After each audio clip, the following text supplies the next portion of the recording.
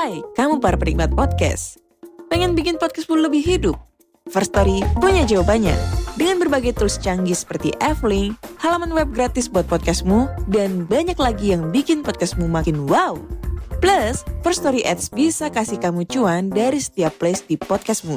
Gak ragu lagi, yuk join di firststory.me.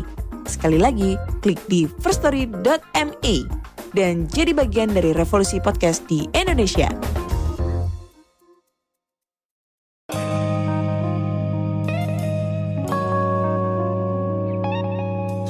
Yo guys, balik lagi bersama gue Randy Dan gue Vincent. di Konspirasi Ngopi. Seruput lo kopinya. Jadi gini, kita pernah bahas kitab Henok bro. Yes. Itu episode tersukses dari podcast kita lah.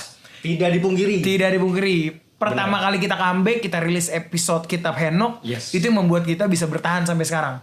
Karena feedback dari orang-orang gila. Betul. Banyak banget dan mostly positif ya. Benar. Mostly positif. Nah, kita pernah ngebahas di kitab Henok itu terkait 200 malaikat bro. 200 fallen angels. Tapi kita waktu itu sebut di kitab Henok 72. Itu ya salah. Ya, kita salah lah. Karena kita ngebahas itu sebenarnya 72 itu ketuker. Iya, iblis yang dipanggil oleh Salomo. Ketuker. Iya. Ya salah. Yes. Tapi ada satu hal yang menarik di sini adalah Asmodeus. Oh, Asmodeus. I see. Yang tadinya ketika lo menjelaskan itu, gue tertarik gitu ya, tapi kayak cuma ya udah that's it gitu loh. Tapi ketika di film Pop Exorcism ini dia ngebahas terkait Akhirnya diangkat ya. iya, Asmodeus, di situ gue mulai tertarik. Maksudnya anjing, semengerikan ini men. Wah, menarik sih. Menarik. Ini sebelum lanjut ya, gue harap teman-teman ngopi itu berdoa dulu. Yes, karena hal yang kita bahas ini benar-benar semengerikan itu bro. Iya, karena ini hubungannya sama iblis sekali lagi. Khususnya yang ini ya, yang Pop Exorcist ini dan hubungannya dengan si Asmodeus itu, karena kan emang lawannya di situ kan Asmodeus. Kan? Asmodeus. Kayak gitu. Wah, menarik sih, Bre. Ini gue excited banget sih. Excited ya. Parah. Pokoknya buat teman ngopi berdoa dulu lah. Yes. Berdoa dulu karena nih takutnya entity Asmodeus masuk ke dalam podcast ini. Bener. Gitu Bisa ya? jadi lo kan nggak tahu kan? Yes. Iya. Dan jangan di skip dengerinnya. Jangan sampai skip. habis. Like, comment, subscribe. Yo ini. Kayak YouTube ya. Iya. Oke, sebelum lanjut, pertajam analisa lo. Perkuat dengan Cocok Slogi.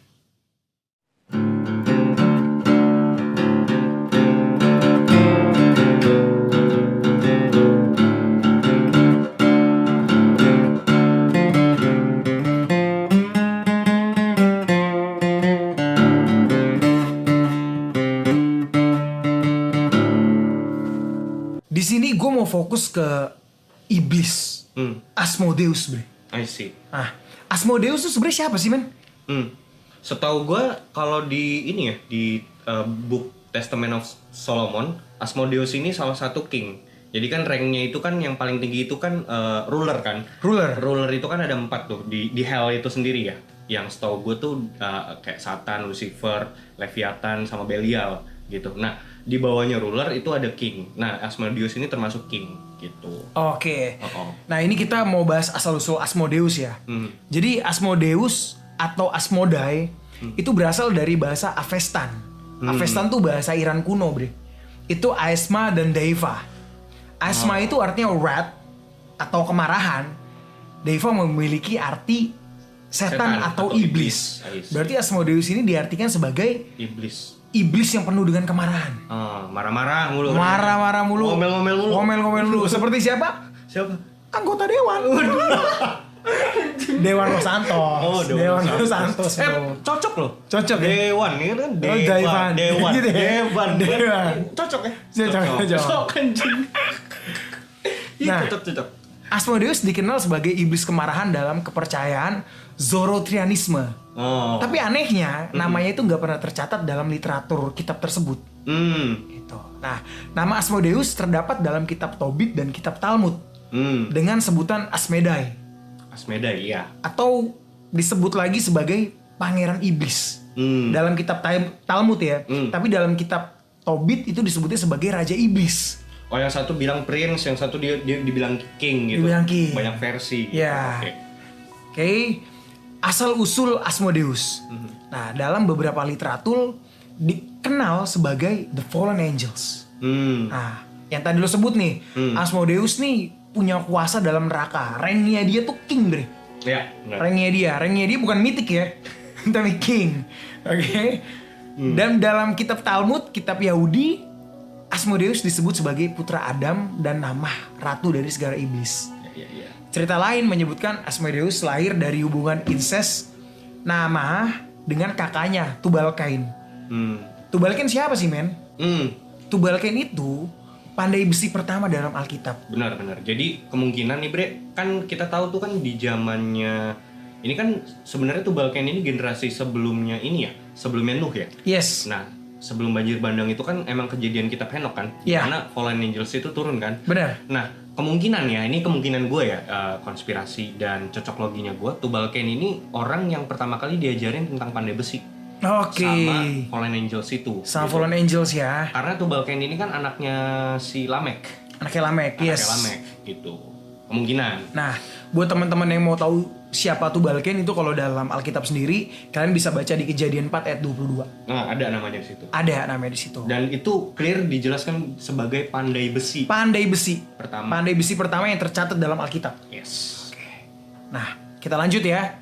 Another literature said Asmodeus adalah anak dari hubungan malaikat dengan manusia. Oh, gabungan. Jadi, campuran ya. Campuran. Which Nephilim is dong. Nephilim. Oh, Gitu. Iya. Nah, kita lanjut lagi, Bre. Di sini wujud Asmodeus itu digambarkan memiliki 3 kepala, men.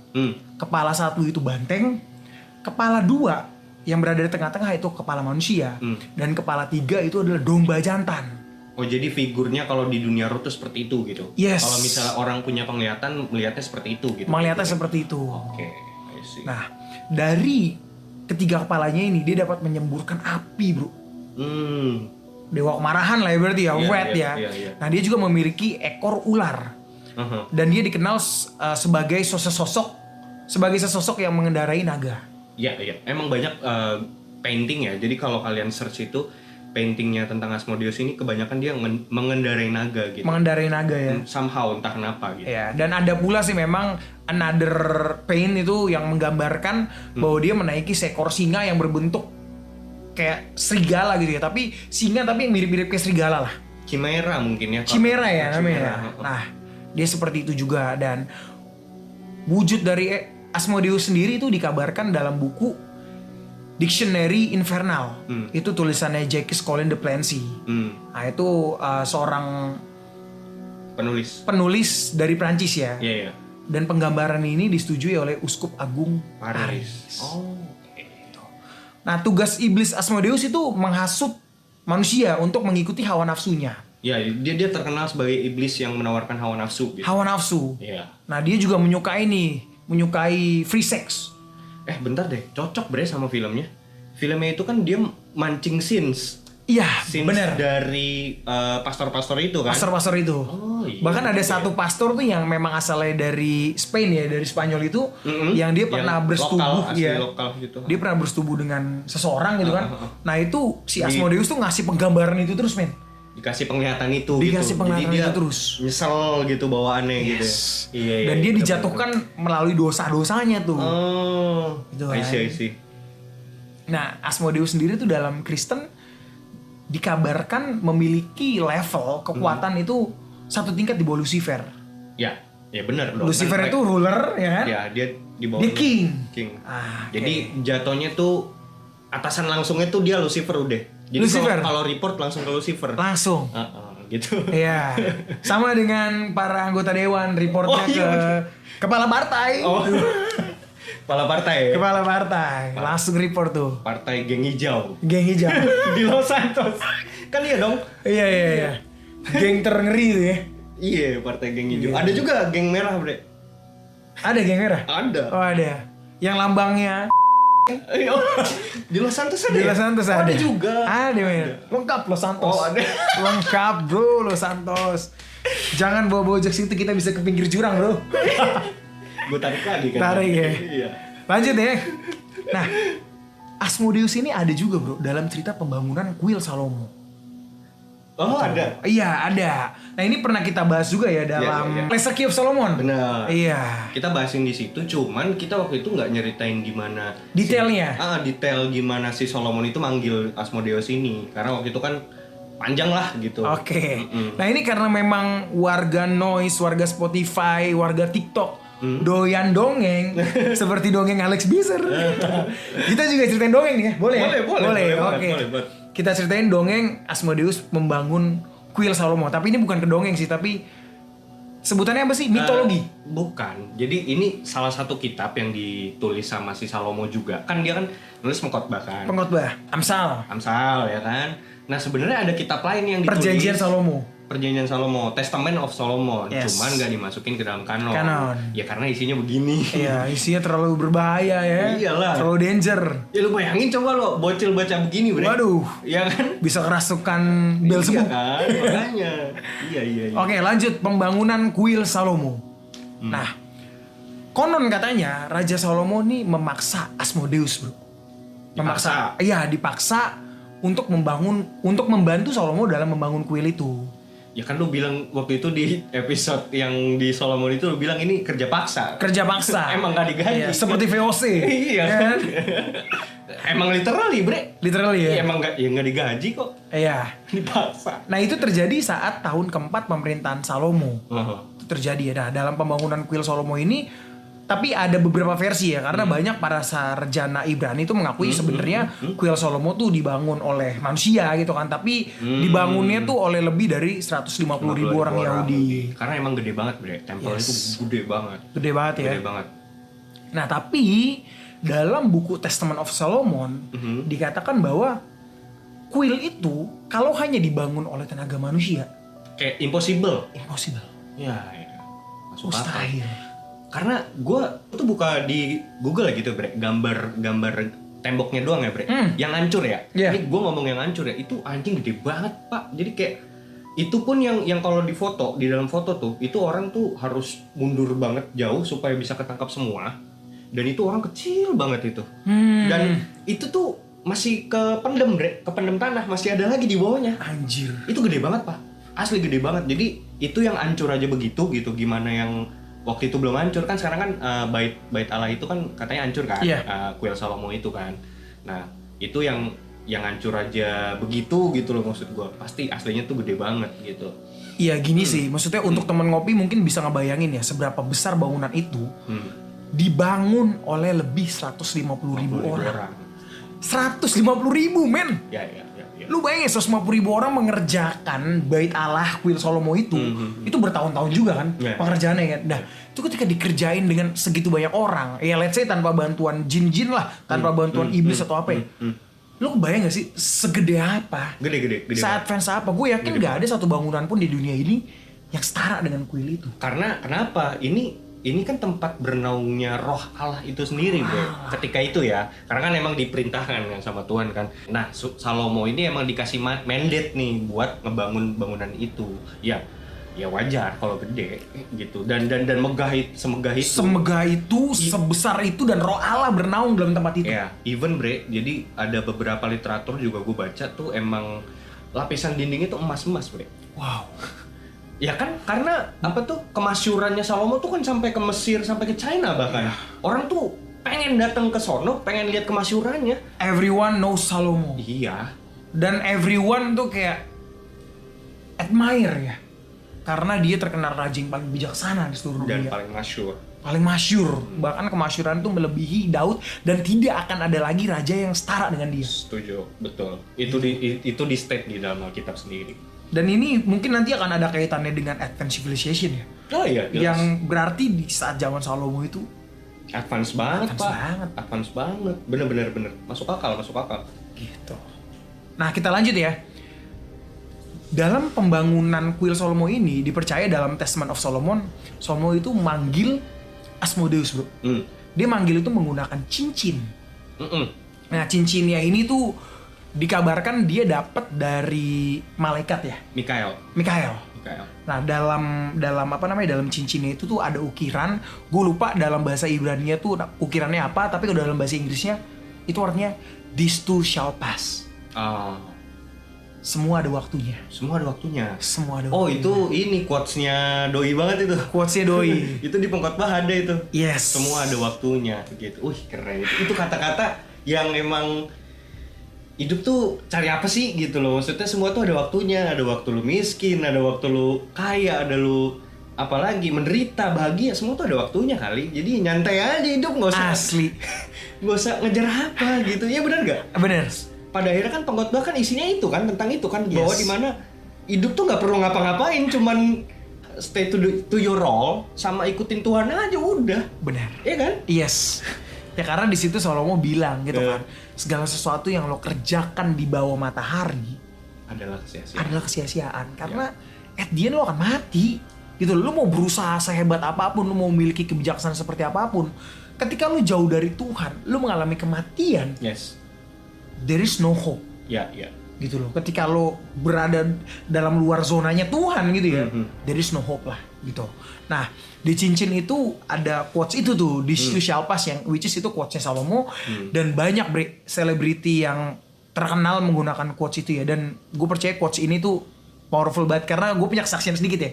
Gue punya kesaksian sedikit ketika bokap gue mau meninggal. Bokap gue mau meninggal itu gue mengalami hal terberat dalam hidup gue. Ini literally kejadian nyata nih yang terjadi dalam hidup gue. Di situ gue mengalami dimana ya bokap gue meninggal karena COVID. Dan pada saat hari kematian itu, kalau dalam Islam disebut sakaratul maut, gue ada di situ.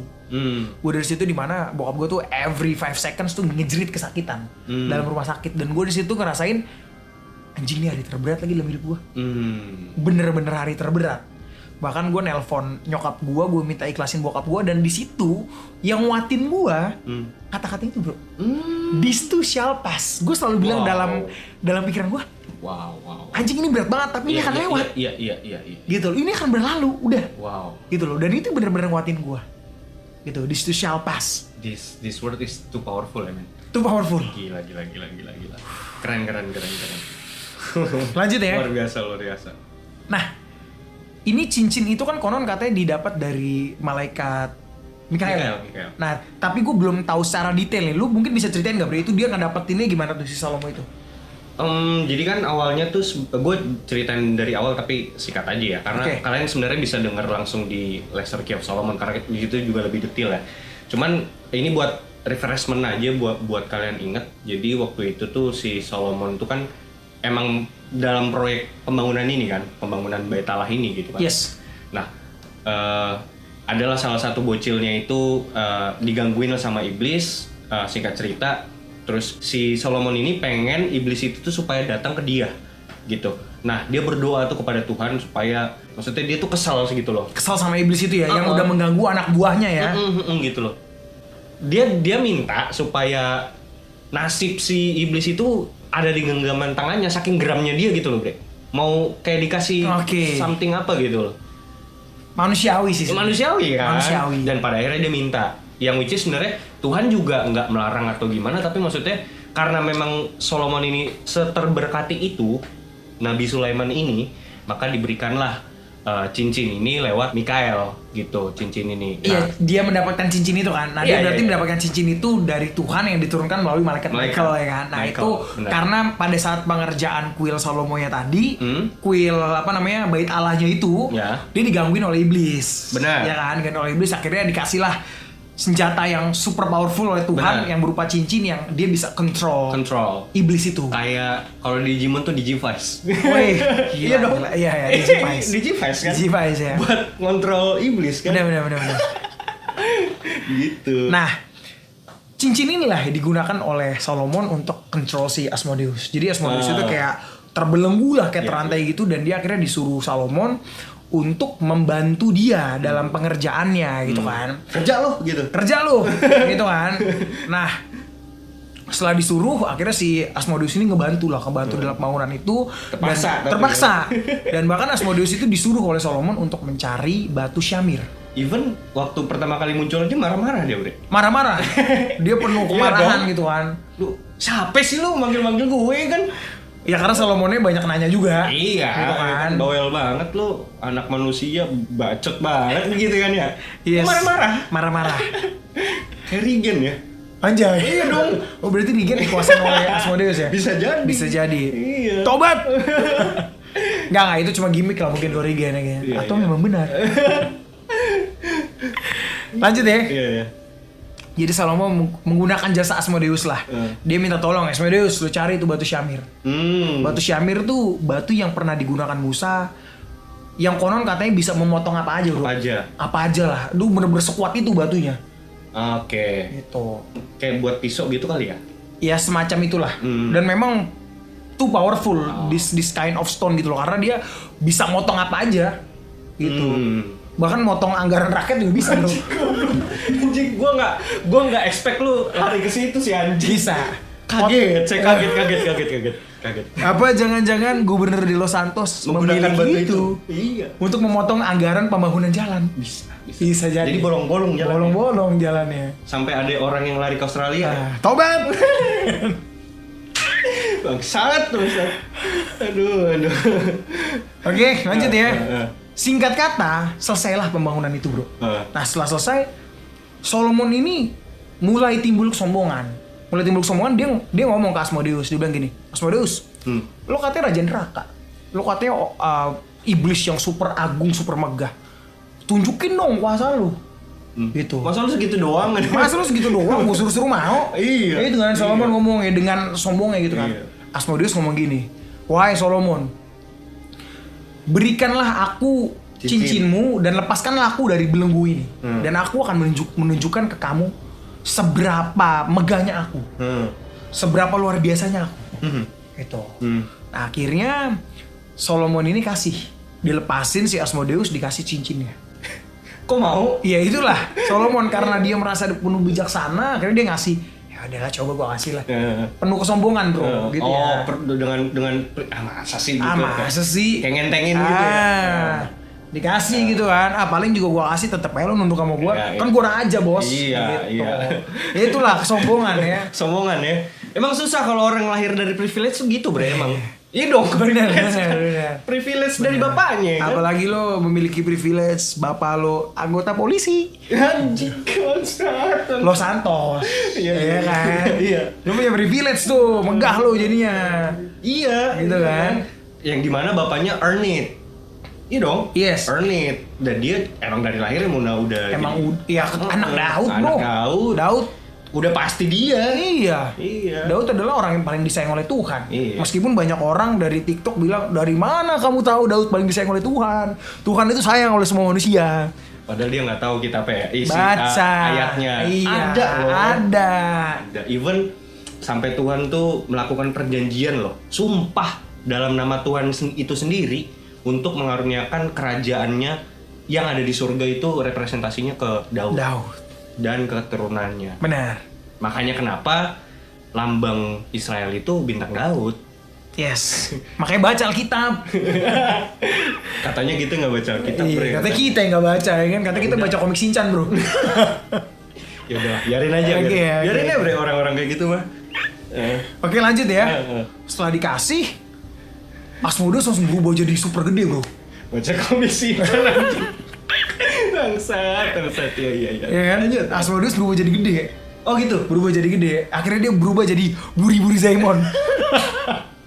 Anjing masih inget aja lagi anjing. Buri-buri Zaimon. Zaimon anjing masih inget aja. Nah, itu kan emang bacaan gue Shinchan bro. Bacaan gue. Iya. Enggak. Jadi dia berubah jadi super gede. Sayap yang kanannya sayap yang kanannya itu melambung tinggi ke langit, menyentuh langit, dan sayap yang kirinya menyentuh bumi. Wah super gede kan tuh. Setelah gede itu akhirnya si Solomon ditinju bro, pakai tinjuan Punch Man. Wah ya, ditinju terpental bro, sejauh 1340 km. Men itu jauh banget men. Kok bisa dihitung gitu loh? Iya gua nggak tahu, mungkin Solomon langsung dihitung. Wah, dihitung ya? 1 kilo, 2 kilo, 3 kilo gitu ya? Atau dia memang zaman dulu advance bro, jadi punya alat gitu kan. Wah, jadi dihitung ya kecepatannya gitu. 1340 km tuh jarak dari Jakarta ke Siantar. Masa sih? Ya sekitar segitu. Jauh banget bro. Jauh banget. Ini bercanda apa gimana? Serius. Oh. Jauh banget bro, 1000. Sekarang gini ke. Berarti lu gue tendang dari sini ke Medan lu. Iya, enak. Gua nggak pakai pesawat nemuin cewek gua ya. Anjing. Iya. Lu besok berarti minta tolong sama Asmodeus. Asmodeus ya, biar gua ditinju nih. Iya. Lu panas-panasin dulu bre. Supaya ditinju ya kan. Langsung ke Medan lu. Nah, setelah dia Tapi musrik itu jangan. Musrik ya. Ya nggak boleh. Oke, kita lanjut ya. Setelah ditinju, si Asmodeus ini terpental sejauh itu dan akhirnya si Solomon itu terpental sejauh itu dan Asmodeus mengambil tatanya Salomo.